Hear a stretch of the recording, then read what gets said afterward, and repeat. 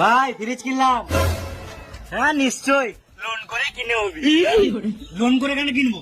সুরের মতন খাটি কি কেন বাড়িতে? এই যা বললি আর যেন না শুনতে পাই। মরদ বটি, নিজে কামিয়ে খায়। হ্যাঁ আমি তো নারী, আমার এই পাড়াতেই বাড়ি, আমি রোদে মুড়ি ভাজতেও পারি। বেশ, তোর ফ্রিজে ঠান্ডা জল খাওয়াস? হ্যাঁ নিশ্চয়, জলই তো খাবি, কুকুরের মতন চলে আসিস।